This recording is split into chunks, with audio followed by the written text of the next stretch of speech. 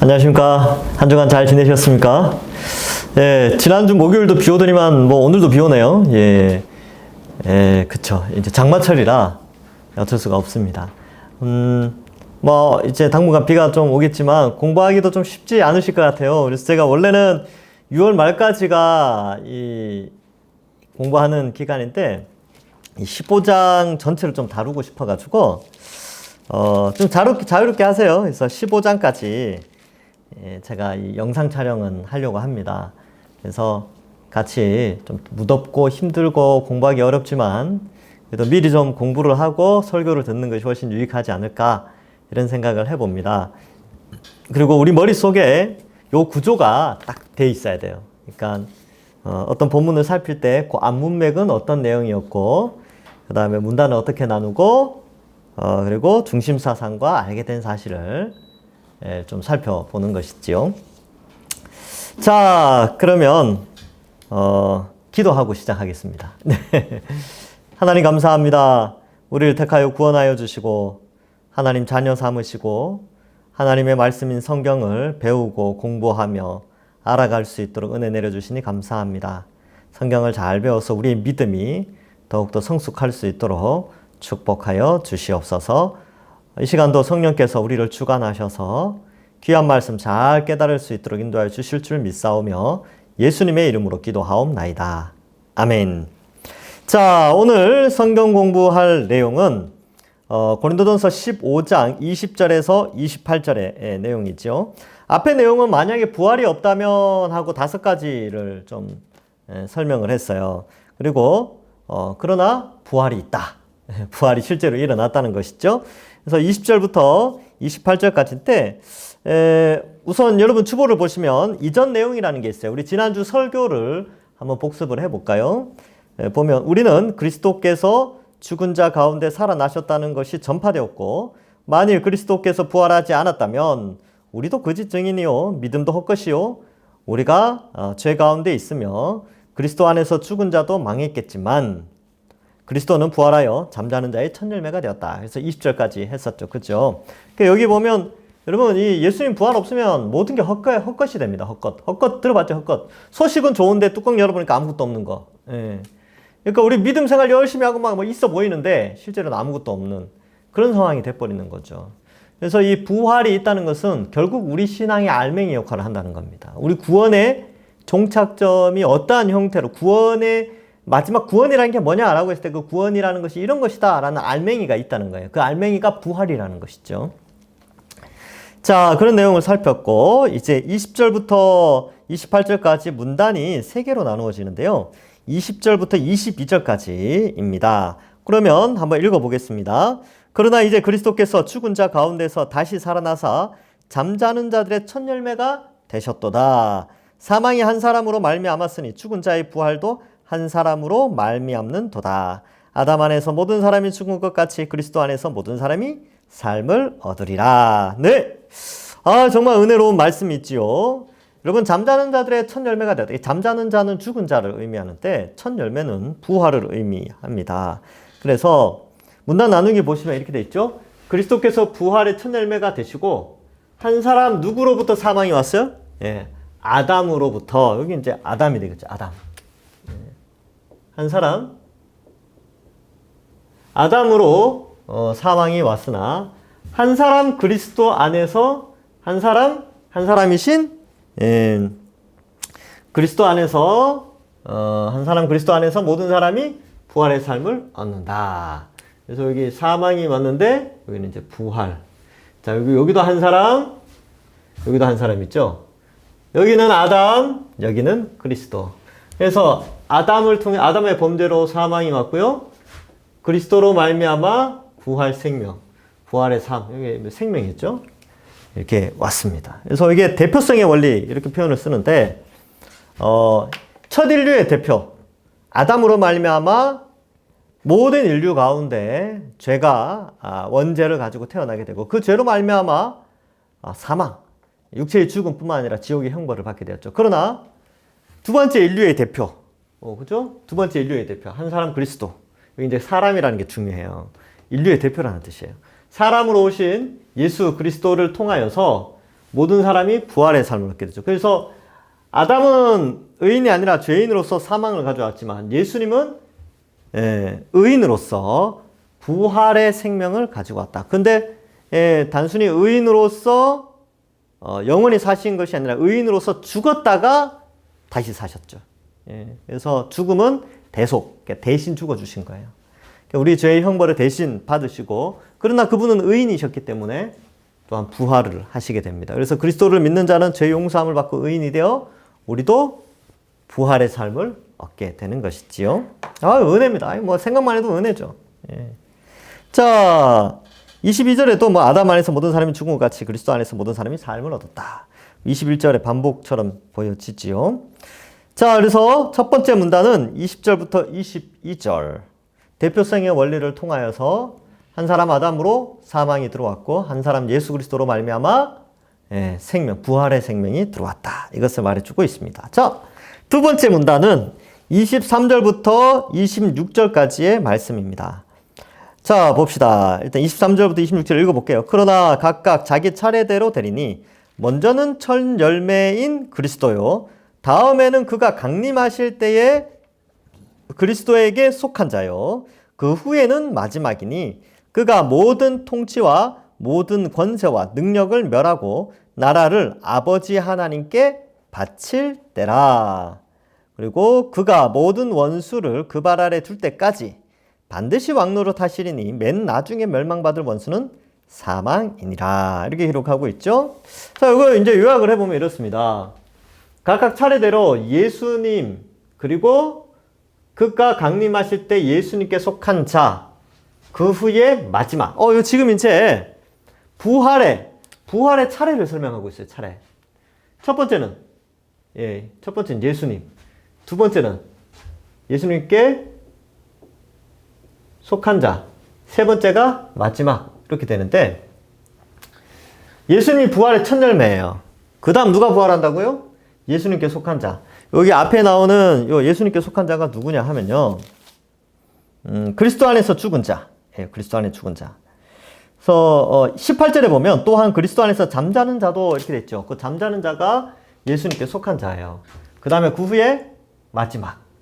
자, 그러니까 여러분 예수님이 이미 부활하셨죠. 근데 그가 강림하실 때 예수님 믿고 죽은 사람들이 먼저 부활하고 그 다음에 땅에 있는 자들입니다.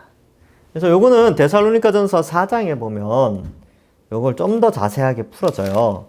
그래서 제가 한번 요거 설교 때 다시 하지만 다시 한번 읽어볼게요. 자, 이렇게 돼 있어요. 데살로니가전서 4장 14절에 보면 우리가 예수께서 죽으셨다가 다시 살아나심을 믿을진데 이와 같이 예수 안에서 자는 자들도, 여기 이제 죽은 자들 있죠. 예수 안에서 자는 자들도 하나님이 그와 함께, 예수님과 함께 데리고 오시리라. 재림할 때 다 데리고 오신다는 거예요. 우리가 주의 말씀으로 너희에게 이것을 말하노니 주께서 강림하실 때까지 우리 살아남아 있는 자도 자는 자보다 결코 앞서지 못하리라. 순서를 이야기하죠. 살아남아 있는 자는 이 사람들에 비해서 절대 앞서지 못해요. 주께서 호령과 천사장의 소리와 하나님의 나팔 소리로 친히 하늘로부터 강림하시리니 그리스도 안에서 죽은 자들이 먼저 일어나고, 그리스도 안에서 죽은 자들, 예수님께 속한 자들, 이들이 먼저 일어나고, 그 다음 17절. 그 후에 살아남은 자들도 그들과 함께, 그 후에 살아남은 자들이 이 사람들이에요. 그 땅에 살아남아 있는 자들 있죠. 다들도 그리스도와 함께 구름 속으로 끌어올려 공중에서 주를 영접하고, 그리고 다시 내려오는 거죠. 뭐. 그죠? 땅에서, 새하늘과 새 땅에서 사는 거예요. 이처럼 순서가 정해져 있다. 예수님이 부활하셨죠? 그리스도께 속한 자가 강림 때에 부활하게 되고, 땅에 살아남아 있는 자들도 그때는 부활하게 된다. 그것을 설명합니다. 자, 그래서 그 후에 마지막 이거, 그때는 모든 통치, 권세, 능력, 사망을 멸하고 나라를 누구께 바쳐요? 아버지께. 그 아버지께 바칩니다. 아버지. 하나님 아버지죠. 그죠? 예수님의 성부 하나님이죠. 성부 하나님께 바칠 때. 그러니까 지금은 어때요? 지금은 예수님이 하나님 우편에 있죠. 그러니까 왕권을 이어받았다. 우편에 앉았다는 것은 권력의 이양을 의미해요. 근데 이 예수 그리스도께서 머리로 교회가 그의 몸으로 그 발 아래 세상을 통치하고 있어요. 어떻게 해요? 복음 전파를 통해서 지금 통치하고 있다니까요. 그래서 교회는 그리스도의 대리 통치자로서, 그러니까 몸이니까 그의 발 아래에 있는 세상을 통치하고 있는 거예요. 우리가 대단한 존재죠. 그래서 그리스도의 왕적 통치, 그러니까 왕노릇 한다 이런 표현이 있는데 이 왕적 통치에 우리가 포함되어져 있죠. 그래서 제가 요한계시록 천년왕국 할 때 1000년 동안 왕노릇 한다라는 게 지금 이 1000년이 지금 시대죠. 그래서 초림과 재림 요 기간이 1000년, 상징적인 숫자죠. 1000년. 1000년 동안 왕노릇해요. 왕노릇. 왜 왕노릇 하냐면 예수님께서 하나님 우편에서 왕노릇 하시거든요. 근데 우리가 왜 왕노릇 하냐? 우리가 예수님을 믿음으로 그리스도와 연합되어져서 그리스도의 몸이 되었으니까. 그러니까 예수님과 함께 왕노릇 하는 거예요. 그 왕노릇 하는 방식은 말씀 선포. 세상 가운데 말씀을 선포하는 거예요. 그래서 어때요? 영혼 구원이죠. 그래서 왕이신 예수님이 자신의 백성들을 말씀을 통해서 구원해 오는 거예요. 이게 통치예요, 통치. 네, 그죠? 그래서 우리는 이 말씀 선포를 통해서 영혼을 구원하고, 그 다음에, 어떻게 보면 이제, 하나님 나라의 속성을 나타내는데, 어쨌든 이 정도로만 합시다. 이게 복잡해요, 이 부분은. 어쨌든 하나님 나라, 나중에 하나님 나라 할 때 그때 이야기합시다. 하나님 나라 신학을 내년이나 후내년에 할 거예요. 이야기 때는 언약 신학하고. 자, 어쨌든 왕노릇 하면서 말씀을 선포하는 가운데 있죠. 지금 왕노릇 하고 있어요. 그런데 예수님 재림하면 어떻게 됩니까? 하나님 우편에 앉아 계셔서 하나님 나라의 그 통치자로서 교회를 통하여 통치하고 있는데, 재림하면 이제 예수님이 이 땅에 모셔요. 그리고 그에게 속한 모든 자들은 부활하여 영원한 생명을 누리죠. 그럼 그 나라는 예수님께서 아버지께 바친대요. 아버지께 이양한대요. 그러니까 아버지께서 성부 하나님께서 모든 것을 주관하고 계시는 거죠. 그러니까 이게 뭐냐면 교회 시대가 끝난다는 것을 의미합니다. 예수님께서 예수님의 통치를 이 하나님께 돌린다 이 말은 지금과 같은 교회의 형태가 끝난다는 거예요. 완성된 하나님 나라에서 새 하늘과 새 땅, 온 지구가 성전이 되어지는 거죠. 예. 요건 이제 스가랴 마지막 장 14장인가요? 거기 보면 말방울에게까지 여호와께 성결이라는 표현이 나와요. 여호와께 성결이라는 단어는 대제사장의 머리띠에 여호와께 성결 이렇게 쓰여 있거든요. 근데 말방울에 그 하찮게 여겨지는 말방울에도 그 글씨가 쓰여져 있을 만큼 새하늘과 새 땅은 완전한 거룩한 성전이 되어지는, 온 땅이 성전과 같이 되어지는 것이죠. 그러니까 교회는 더 이상 교회 어떤 통치하는 교회의 개념이 아니죠. 완성된 하나님 나라니까. 하여튼 뭐 그런 개념이 있습니다. 그래서 아버지께 바친다. 성부 하나님께서 다 통치하시게 되는 것이죠. 자, 그 다음. 뭐 하여튼 그렇게 돼요. 그래서 25절, 26절, 뭐, 원수도 멸망받고. 이게 사탄의 권세를 의미합니다. 사탄이 있기 때문에, 이렇게 되는데, 계시록에 보면 사탄, 귀신들, 거짓 선지자들, 뭐 이런 자들은 다 불못에 던져지죠. 마지막에 던져질 것은 사망이다. 사망도 불못에 던져진다 이 말은 더 이상 사망이 없다 이런 뜻이죠. 그래서 이런 표현이 됩니다. 기대되지 않습니까? 주님 좀 빨리 오셨으면 좋겠어요. 더 그런 생각이 듭니다. 자, 세 번째 문단. 세 번째 문단은 이제 27절과 28절이죠. 읽어보겠습니다. 만물을 그의 발 아래 두셨다 하셨으니, 만물을 아래 둔다 말씀하실 때에 만물을 그의 아래에 두시니까 그 중에 들지 아니한 것이 분명하도다. 만물을 그에게 복종하게 하실 때에는 아들 자신도 그때 만물을 자기에게 복종하게 하신 이에게 복종하게 되리니 이는 하나님이 만유의 주로서 만유 안에 계시려 하심이라. 자, 27절과 28절은 약간 추상적이긴 한데 좀 이렇게 약간 신학적이에요. 어떤 거냐? 자, 만물을 다스리죠. 만물을 그의 발 아래 둔단 말이죠. 자, 이제 그림을 하나 그려볼게요. 여기까지 나오는지 모르겠네. 나오겠죠? 자, 예수님이 이렇게 계셔요. 예수님 얼굴을 제가 잘 못 그려가지고, 예수님. 예, 예수님이 이렇게 이제 계시죠. 하여튼, 예, 이렇게 있다고 칩시다. 예, 손, 이제 발 이렇게 있는데, 발 아래 만물 있어요, 만물. 그림이에요. 자, 만물.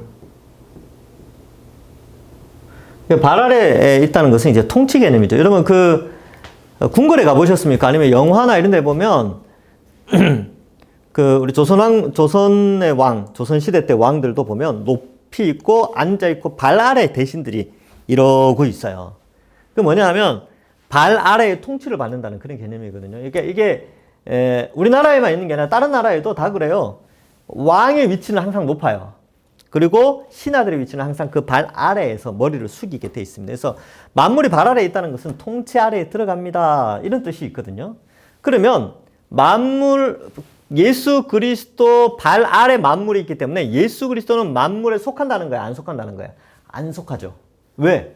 만물은 피조물이잖아요. 근데 창조주이신 예수님께서 만물을 다스리게 되죠. 그러니까 이 말은 예수님은 신성을 가졌다. 피조물이 아니다. 이런 뜻이에요. 그래서 27절의 개념은 봐요. 만물을 그의 발 아래 두셨다 하셨으니 만물을 아래에 둔다 말씀하실 때에 만물을 그의 아래에 두신 이가 그 중에 들지 아니한 것이 분명하도다. 그래서 만물을 발 아래 두신 이가 그 중에 들지 않죠. 예수님도 마찬가지고 하나님도, 성부 하나님도 마찬가지로 만물 안에 들어가지 않죠. 즉 이 말은 예수님이나 성부 하나님이나 다 피조물이 아니라 신적 존재다. 이것을 표현하고 있습니다. 자, 28절. 만물을 그에게 복종하게 하실 때에 아들 자신도 그때 만물을 자기에게 복종하게 하신 이에게 복종하게 되리니 이는 하나님이 만유의 주로서 만유 안에 계시려 하심이라. 이렇게 되어 있죠. 여기 한번 읽어볼까요? 예수님의 발 아래 만물을 주시면 예수님이 만물에 속한 자가 아님을 말하며 아들 예수님도 아버지 하나님께 복종하고 하나님은 만유의 주로서 어디에 있어요? 만유 안에? 예. 만유 안에 계시려 하십니다. 이 말은 만유의 주이신 하나님이 만유, 모든 피조물 사이에서 통치하려 하십니다. 이게 원래 창조의 목적이죠. 하나님은 하나님 나라를 만드시고 주권자로서 온 영토와 그의 백성들을 다스리기를 원하시는 거죠. 그러니까 어디 멀리 떨어져 있는 저 멀리 어디 하나님은 저기 멀리 있는 분이 아니라 늘 우리와 가까이 있는 여호와 하나님이시죠. 예. 그래서 우리를 구원한다 이렇게 내재적인 이렇게 우리 인간의 삶 속에 들어오셔서 우리를 구원하고 우리와 간섭을 맺으실 때는 여호와라는 용어를 많이 쓰고요. 그러나 위대하신 창조주로서 아주 초월적인 존재로서 표현할 때는 하나님이란 용어를 좀 쓰는 것 같아요. 구약의 내용을 보면. 자, 그래서 이렇게 이제 설명되어질 수 있지요. 그래서, 이런 표현이 있습니다. 그러니까, 27절과 28절은 마지막 종말에 대한 설명이에요. 그래서 이 지구가 예수님이 강림하시잖아요.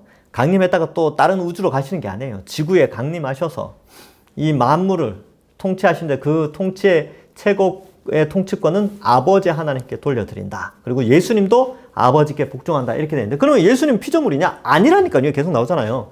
피조물이 아니시지만 질서상 우리가 배우죠. 성부, 성자, 성령 다 하나님이에요. 신성을 가지신, 그죠? 성부 하나님도 하나님, 성자 예수님도 하나님, 성령 하나님도 하나님이요. 각각 지정의를 가지고 계시는 신적 존재, 인격적 존재입니다. 그러나 신성을 가지셨죠, 그죠? 그러나 이 안에서 위가 있다는 거예요. 위치가 있다는 거죠. 삼위가 있죠. 그래서 성자는 성부에게 순종하고 뭐 이렇게 된 겁니다. 성령은 성부와 성자로부터 이 땅에 오시고 뭐 이런 이제 질서 개념이 있어요. 그래서 그 질서 개념을 지금 28절에서 설명하고 있는 것입니다. 자, 그래서 우리가 이렇게 이 정도로 이해할 수 있는 것이죠. 자, 중심 사상 한번 볼까요? 자, 읽어보겠습니다. 우리는 그리스도가 부활의 첫 열매이며, 맞죠? 다음은 그리스도께서 강림하실 때 그에게 속한 영혼이며 마지막은 강림하실 때 살아있는 자가 부활한다는 것을 알고 그리스도께서 지금 왕노릇하고 계시지만 강림하시면 모든 사탄의 권세를 멸하시고 하나님 아버지께 나라를 바치며 하나님이 만유를 다스리심을 알아야 한다. 예, 이거 아는 거죠. 여러분 어떻게 이렇게 이해가 되셨습니까? 이때까지 이런 개념이 잘 없었을 수도 있죠. 저도 이거 늦게 알았어요. 제가 좀 게을러서 제가 청년 때는 논다고 제가 청년부 때까지 하여튼 노는 거 좋아했어요. 그래서 논다고 이런 거 아마 모교회 목사님께서 가르쳐 주셨을 텐데 제가 졸았든지 뭐 제대로 안 들었겠죠. 근데 나중에 이제 신대원 들어가서 말씀을 연구하면서 이걸 알게 된 거죠. 좀 늦게 알았어요. 그래서 근데 여러분들도 어쩌면 지금 알았을 수도 있죠. 그렇죠? 부활이라는 것이 이런 순서가 있구나. 어디 갔어? 예, 여기. 예. 예수님이 첫째 부활, 이렇게 첫 열매요. 재림하실 때 영혼들이 부활해서 이 땅에 오고, 그 다음에 살아있는 자가 부활하는구나. 그래서 나는 이제 옛날에 그렇게 생각했어요. 저도 어릴 때.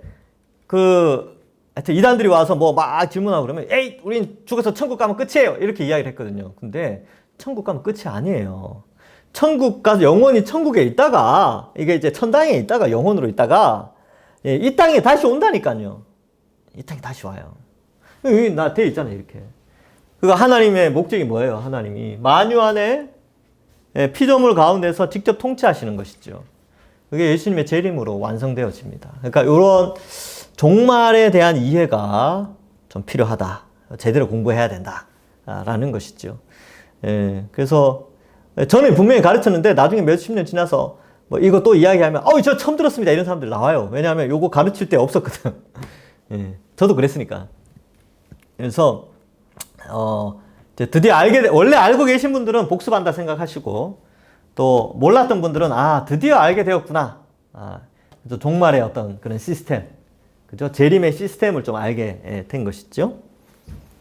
자, 그렇게 중심 사상을 알아가시면 되는 것입니다. 그러면 이제 알게 된 사실 다시 한번 복습하는 의미에서 여러분들은 뭘 알게 됐습니까? 하나씩 이제 한 절씩 한씩 보는 거죠. 20절에. 그러나 이제 뭐 이렇게 되는데 알게 된 사실 1번. 예수님이 부활의 첫 열매이시고 강림 때 죽은 영혼이 부활하고 강림 때 땅에 있는 사람들이 부활한다. 영원한 몸으로 변화되어진다는 거예요. 자, 육체 영생이 이때 일어난다는 거예요. 아시겠죠? 예수님의 재림 때 예수님을 믿은 모든 사람은 육체의 영생을 하는 몸으로 부활하게 됩니다. 놀랍지 않습니까? 기대되지 않습니까?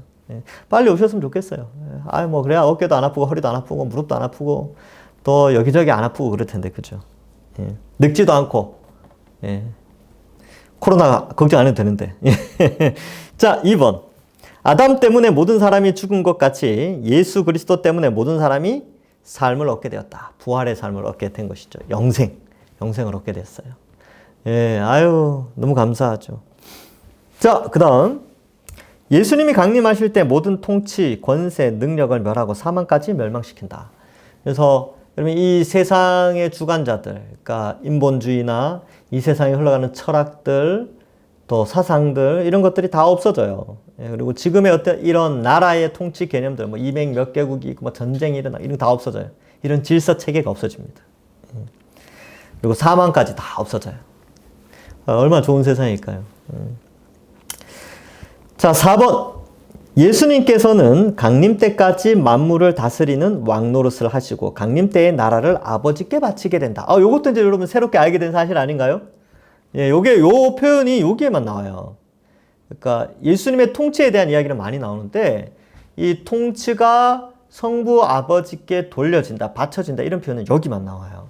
제가 살펴본 바로는 여기만 나오는데 이러한 것들을 좀 우리가 살펴볼 수 있고 이것은 어떻게 보면 시편 110편의 말씀을 또 약간 이제 암시하는 그런 내용이 있지요.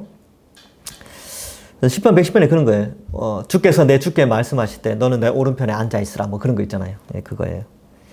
자, 그 다음에 5번. 예수님은 만물에 속하지 않고 신이시라는 뜻이죠. 피조물이 아니라는 거예요. 하나님 아버지께 복종하는 성자 하나님이시며 질서죠. 삼위일체 하나님의 질서를 표현하는 것이고 성부 하나님이 만유 안에 통치하신다. 그래서 성부 하나님께서 하나님 나라를 완성하시게 되죠. 그때가 되면 어때요? 새하늘과 새 땅, 그의 백성들은 영원한 생명을 가지게 되고 하나님은 그들과 얼굴과 얼굴을 맞대어 페이스 투 페이스 하면서 이제 다스리시는 거죠. 그러니까 아담이 하나님의 음성을 직접 들었잖아요. 그때처럼 우리도 하나님의 음성을 직접 듣고 그렇게 되는 것이죠. 기대되지 않습니까? 예.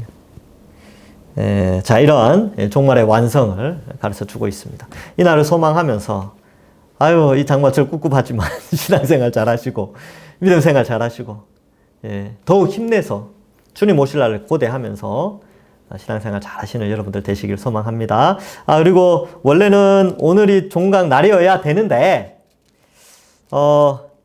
끝까지 합시다. 15장까지는 마무리하죠. 15장까지는 그냥 좀 복습한다, 이런 복습이 아니고 미리 좀 공부를 좀 한다.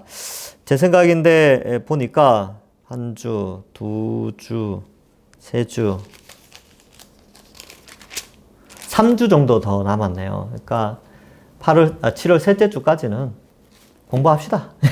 7월 셋째 주까지 공부하는 대신에 9월 달에 늦게 하든지 뭐 하여튼 그런 형태로 제가 좀 하려고 합니다. 자, 어쨌든 오늘은 여기까지 기도하고 마치겠습니다. 하나님 감사합니다. 부활신앙, 부활에 대한 지식을 우리가 바르게 깨닫고 또한 종말에 대한 바른 지식을 우리가 깨닫게 하여 주시니 감사합니다. 많은 사람들이 종말을 궁금해하고 알아가고자 하는데 이 성경을 통하여서 우리가 바르게 주님 오실 때를 준비하고 또 부활의 신앙도 바르게 잘 이해하여서 신앙생활 하게 하시고 죽어서 천국 가는 것이 끝이 아니라 주님이 다시 오심으로 말미암아 완성된 하나님 나라에서 영원히 육체로 행복하게 사는 것이 우리 구원의 완성임을 깨닫고 더욱더 소망 가운데 신앙생활 잘하는 저희들 되게 하여 주옵소서. 공부도 열심히 하게 하시고 주일날 설교도 잘 들어서 은혜 받게 하여 주옵소서. 감사드리옵고 예수님의 이름으로 기도하옵나이다. 아멘. 감사합니다. 또 다음 주에 뵙겠습니다.